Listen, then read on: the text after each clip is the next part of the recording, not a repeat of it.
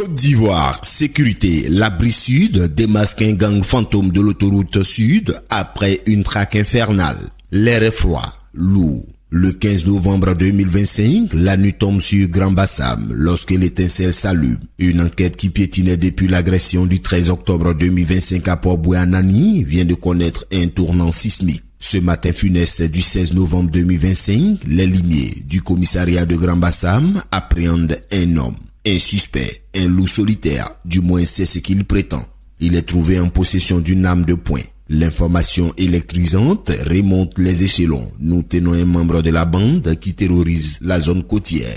L'heure de vérité, un pistolet qui crache un réseau. Le procureur est formel, cette affaire dépasse l'entendement local. C'est le signal pour la brigade de recherche et d'intervention Bri-Sud, une équipe d'élite dépêchés d'Abidjan, des hommes et des femmes dont le sang-froid est la seule armure.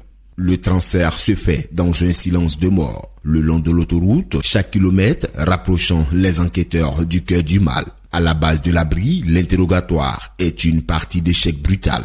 Le suspect équé se fissure, il révèle l'impensable. Il n'est qu'un rouage d'une machinerie criminelle organisée. Un gang ayant déjà frappé avec une violence inouïe.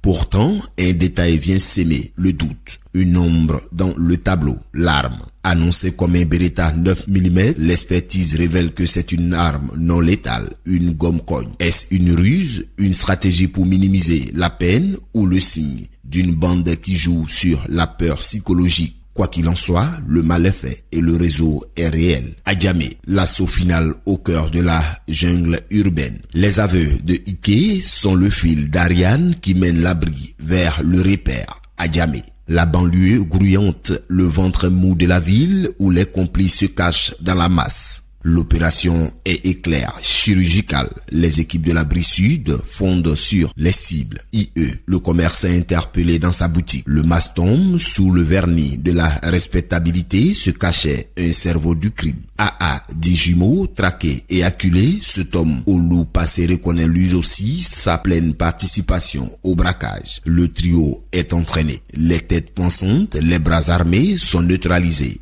Ils sont déférés devant le tribunal, confrontés à l'horreur de leurs actes et à la justice implacable. La chasse continue, mais le danger persiste. Deux membres du réseau, plus discrets, plus insidieux, sont toujours en fuite. L'Abri Sud, en collaboration étroite avec les forces de Grand Bassam, a démontré une synergie spectaculaire, démantelant le réseau qui s'étendait de la quiétude balnéaire à la frénésie d'Abidjan. L'enquête n'est pas terminée, la traque est lancée. Tant que ces deux ombres ne seront pas capturées, la Côte d'Ivoire retient son souffle. Le démantèlement total n'est qu'une question de temps.